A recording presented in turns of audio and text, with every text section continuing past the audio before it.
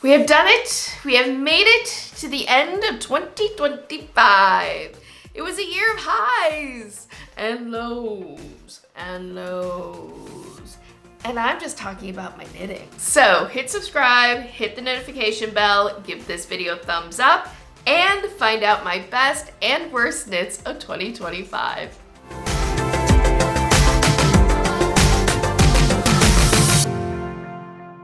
Hey Fiber fam, welcome back to my channel. If you are new here, I'm Carrie Craft Geek, and this is where I talk about making pretty things with pretty string, usually with 2 sticks. And in fact, this year, I pretty much stuck to knitting. I have one weaving project I haven't finished.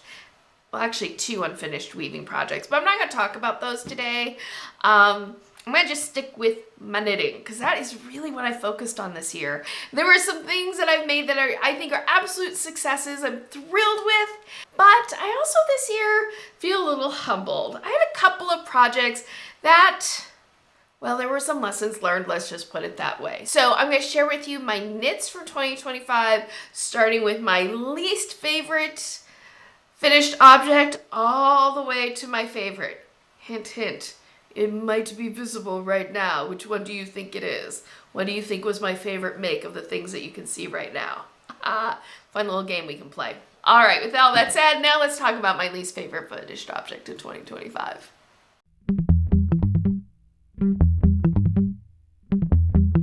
This is my least favorite object of 2025.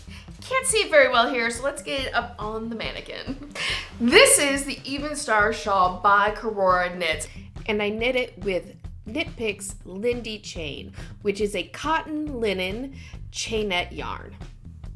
And it's a lacy knit pattern, but it's not a traditional lace pattern. Most lace patterns are created with a combination of yarn overs and decreases that create various motifs.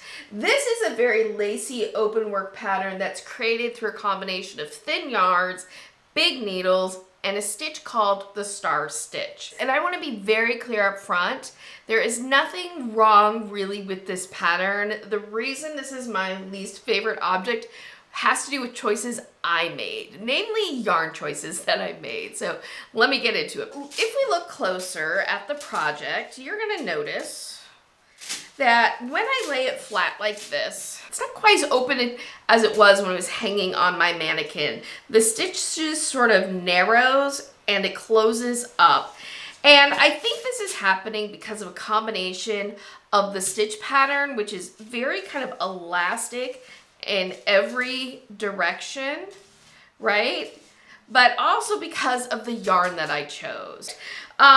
Even Star, the pattern actually called for fingering weight wool yarn, and I thought, oh, I think a cotton one will work just fine. I really liked working with Lindy Chain, but it being a plant-based yarn, I think caused me some blocking problems.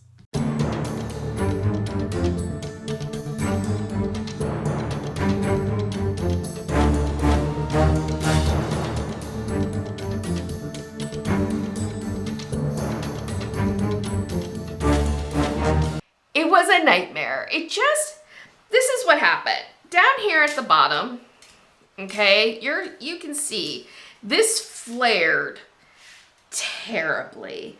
The reason this is flared so much out here and it then narrows in is because right here is this eyelet pattern. This eyelet pattern exists so that you can weave a ribbon through the eyelets, and then you can style this as kind of like sleeves or like a bolero if you want. I think the different tension between the eyelets and then the star stitch pattern just created this flare that I really, really, really dislike. I was hoping that I would be able to block out the rest of the shawl to make everything square and eliminate the flare. But when I unpinned the shawl, the body of it just narrowed again.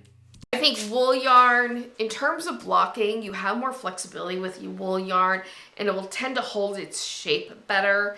And this just doesn't. It just wants to grow this way and stretch and narrow and not stay spread out in the horizontal direction, which is really what I was trying to accomplish in blocking, and it just wouldn't block the way I wanted it. It just brings back bad memories, truthfully. If I were to remake this project, I would like not do this eyelet section. I would probably do like a couple of rows of garter stitch or something, and then just go right into the star stitch pattern. And then I'd probably put fringe at the end of it to give it a little extra like punch. And to hide kind of the raggedy cast on and bind off that exists, because the pattern doesn't have any kind of border on either end. It just starts with this star stitch. So yeah, there are things about this pattern that I really like. I love the beads. I use these, I don't know if you can see them very well on camera, but in person, I used an assortment of purple and gold and green, and I think it just gives it a really nice little sparkle that I really like. I will say knitting this as well was a little, I don't want to say painful, but it was not like a fun knit. Once you get past this eyelet pattern, it's just this star stitch all the way until you get to the next eyelet at the other end of the shawl. And it got very tedious because there's no shaping in it or anything. It's a giant rectangle. Definitely for me got tedious at time, just kind of knitting the same thing over and over again. I'm sure there's a lot of people who would work this and absolutely love it. If you love the look of this, especially the look of the pattern that's up on the designer's website, and you enjoy like just kind of a long rectangular project, you might really enjoy this.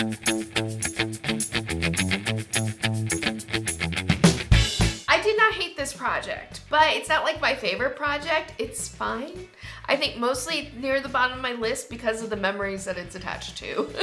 These are just a pair of ankle length vanilla socks that I made per my daughter's request.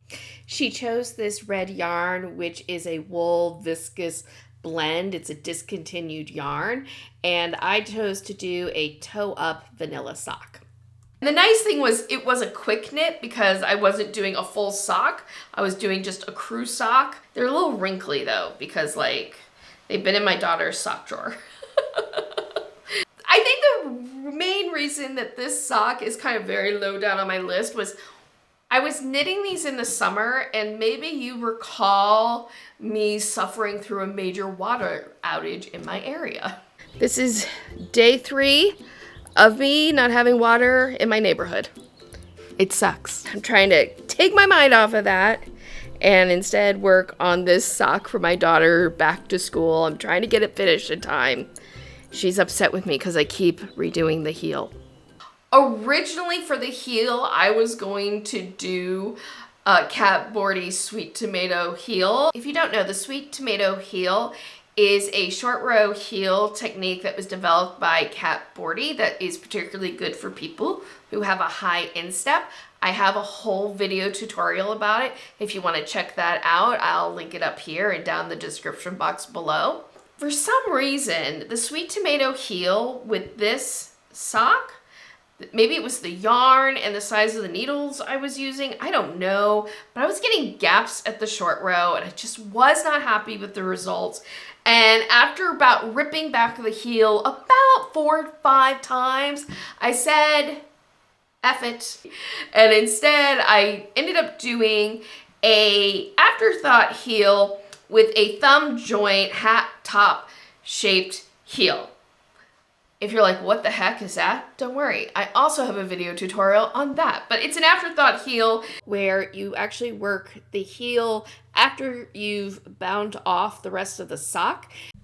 And the shaping that I did is called hat top thumb joint because you knit a little bit in the round about the length of the thumb joint, and then you do this shaping that is like a hat top. The really nice thing about doing an afterthought heel, by the way, with kids sock, is if the heel wears out, you can always take those stitches out and knit in a new heel. So that's kind of cool. Sip some tea. By the way, I am a tea lover. In fact, I'm a little bit of a tea snob. I had the privilege of being able to study in London for a semester when I was in college, and from that experience I became a little bit of a tea snob, and my favorite thing is loose leaf tea.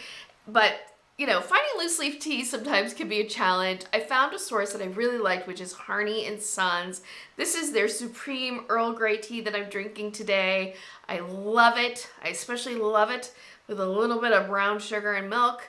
If you love tea, if you really like loose leaf tea, or you want to try it out, I highly recommend Harney and Sons as a great source.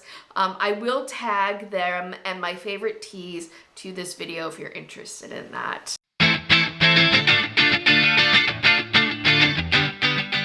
Next up, this is not a project that I hated by any stretch of the imagination. It's just, so it's not like the worst, it's not the best. We're now into the middle of the road, middle of the pack projects for 2025, and that's this.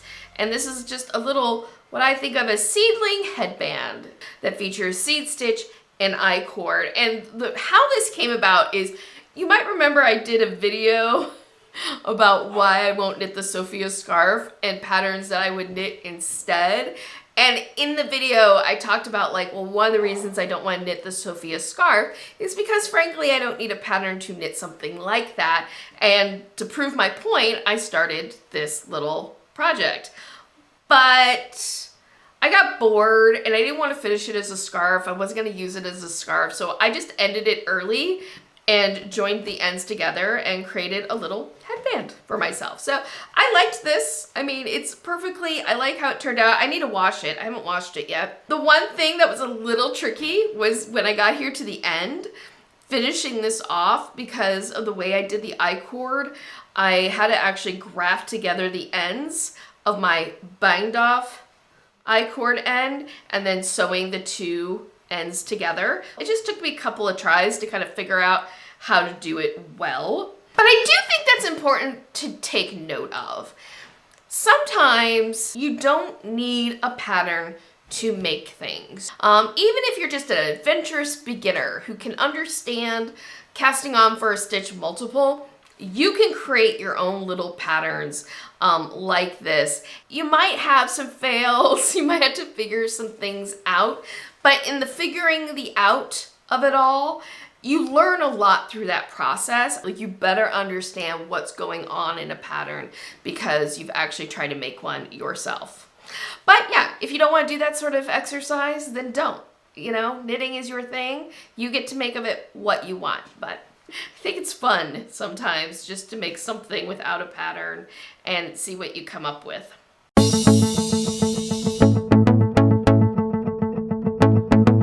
I literally bound this off today. So it's not finished, but you can see it. And that is this. This is what's called a challah cover. So in Judaism, we actually have a holiday every week. Shabbat is considered a holiday. And Shabbat is like our day of rest, and it lasts from sundown of Friday night to sundown of Saturday night. One of the things that we do when we are beginning Shabbat is that we light candles, and we have what's called the kiddush, which is like wine or grape juice, and then we have a challah, which is an egg bread, usually braided, and this is a challah cover. So this would be put over the challah until it is time to uncover the challah and bless it and eat it. So this challah cover is an intarsia project, and it features a dove. And I have not knit anything in intarsia in probably 10 years. And I'm just like really thrilled actually that I managed to knit intarsia successfully, overall successfully, and having not done it in such a long time. Like, you know, especially once I weave in all the ends, there aren't any holes, there aren't any major gaps. I'll show you the opposite side, which looks crazy right now. All of these ends I need to weave in.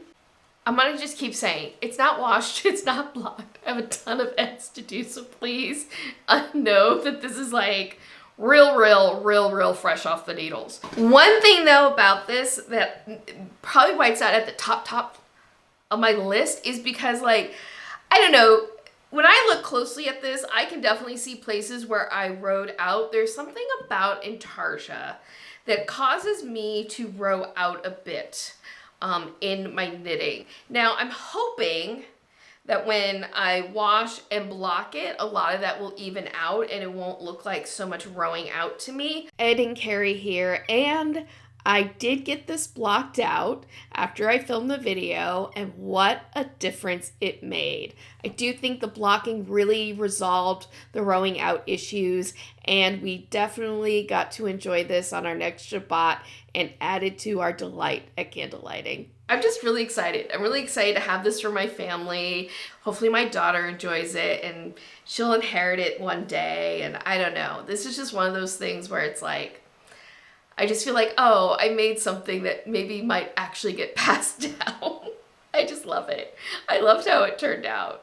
And I'm kind of inspired now to do maybe some more projects with Intarsia. In fact, my daughter, she wants me to make this blanket that would actually feature our French Bulldog Blue in it. So I'm working on designing that. But yeah, I expect more Intarsia in my life now after this project.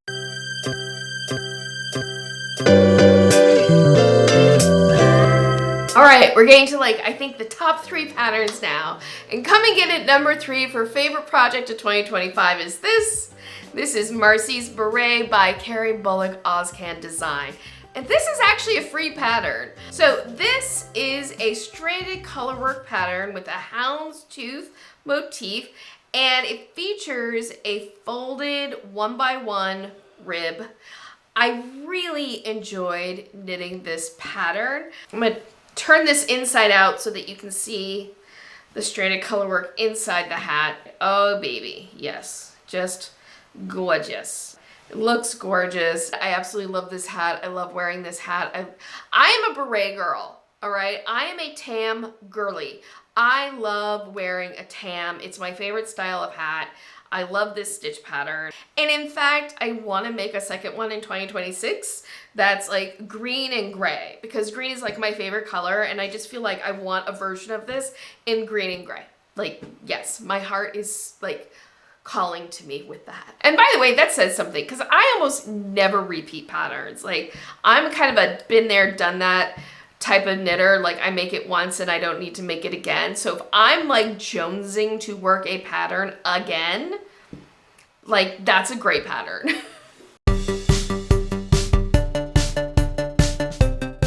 So this next project, I really have to thank another YouTube knitter, Mean Volden, I hope I'm pronouncing her name correctly, for inviting me to join her and others on YouTube for a hashtag Roll Into Socktober collaboration. We were making chaos socks, letting the dice tell us how our scrappy, stripy socks would come out. And this is my pair of chaos socks that I made. The rules that I used for my chaos sock were very simple. I had 9 colors of scrap yarns. I had assigned a number to each color, and I would roll to see which of those 9 I would knit. 4, we got a 4. Ooh, and the first color is a banger. This is a discontinued colorway from Knit Pick's Stroll sock yarn. Oh, I would love for them to bring this back. It's so gorgeous. It just has so many great corally pinks and yellows in it. It's so pretty.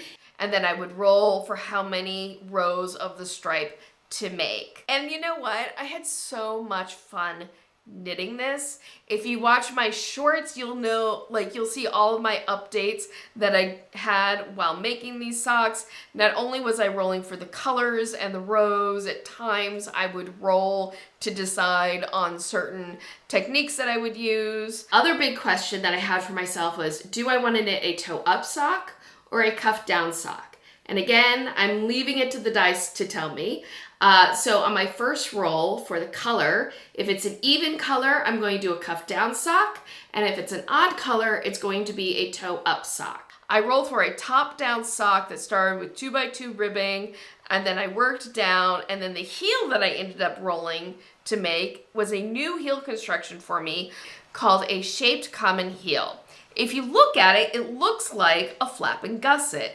And it basically is a flap and gusset, but how you do the heel turn is very different. Instead of doing short rows to turn the heel, instead you do some decreases in the center, right, to shape the heel a bit, and then you fold in both sides and you graft them together. And then you pick up your stitches and you do a little bit of decreasing to get back to your original stitch count, and that's your little bit of gusset. It was really nice because you didn't end up with as many stitches to decrease away when you were doing your gusset, which I really enjoyed. So I am planning to do a full tutorial on the shaped common heel for 2026. So if you don't want to miss it, make sure you subscribe to my channel. That being said, I absolutely loved this sock. Like making these socks. I have such good memories of it. The only downside to this was because they're scrappy stripes. I had a lot of ends to weave in. But yeah, Chaos Socks. Great use of scrap sock yarn. Absolutely love this project. So glad I took part in this collaboration.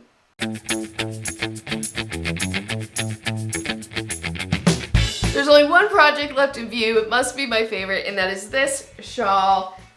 I'm gonna bring it up closer. This is the Twilight Shawl by Lavish Design. Isn't she gorgeous? I want to sing to her. Isn't she lovely? Honestly, I just finished blocking. I blocked it yesterday. So it'd be dry in time for this video because I'm like, I have to show this off. I absolutely love this. This is a triangle shawl featuring this mosaic knit pattern and has textural details with these ridges and another series of ridges here at the bottom border right there. And I just, oh God, I love it so much. So this top portion is a dark blue, and this is Capretta yarn, and then the contrasting color is actually a discontinued colorways from Knit Picks, but this is Knit Picks Chroma in Go-Go Boots, which is kind of hideous, and I love it. But no, it's this like yellow into lime green self-striping variegated colorways. And if you just look at it in the hang, it looks hideous. It did. I mean, but I love it matched with this dark navy blue, which kind of grounds and balances this bright garish lime green colorway. And it was one of those things, like, I've talked about this on my channel before, but there's an idea in color theory called a touch of poison, and it's kind of taking a unattractive color and making it part of the colorways of a project, and it gives it a little bit, it gives the overall look a bit more punch, a little bit more spice and interest. And that's, I feel like I didn't just use a touch of poison in this project. I feel like I just poured a whole bottle of poison into the brew and I got magic. One thing though about using this dark blue is up here in the triangle area, this solid block of color, it's probably really hard to see on camera. There is actually pearl ridges that give it a little bit more texture, but that does get a bit lost because of how dark this blue is. But I do like that detail, and I really liked the ridges, the garter ridges as well. I think it just kind of gives a little bit more visual interest than just doing stockinette. One modification I did make to this pattern was the pattern actually called for originally just doing this one section of mosaic knitting and then ending with this garter ridge here. But I loved working this so much, this mosaic knitting pattern so much, I felt like I needed more of it. And so I added a half repeat of the mosaic stitch pattern and then finished with my garter stitch border here at the end. And I love how that turned out. It made this, it gave this shawl more depth than what it would have been otherwise. And I love how this turned out. I love it. Expect to see this on my mannequin a lot because I absolutely loved it. I loved knitting this project. I love the results of this project. Like, I love it. So there it is, my knits of 2025. It's not actually all my knits. I had a couple of repeat patterns that I decided not to talk about today, but those are all of my knits of 2025 that I was going to talk about today. I have to say, coming into this video, I was feeling a little bit like, I don't know about this year of knitting. I'm feeling a little meh about it. But after like stopping and really standing back and looking at all of it, I'm very happy. Like, I feel like I made some things that I'm just really going to enjoy over the years.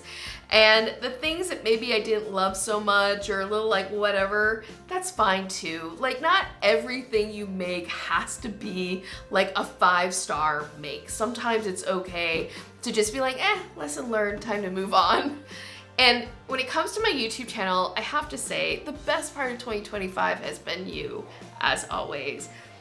Your encouraging words, your compliments, your opinions, even when we've disagreed, your respectful disagreement is just so appreciated. And I've just been so blown away this year.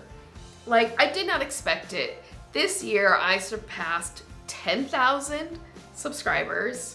At the end of the year, I'm over 14,000 subscribers and 3 million views. Like, I did not expect it, and I cannot get over it.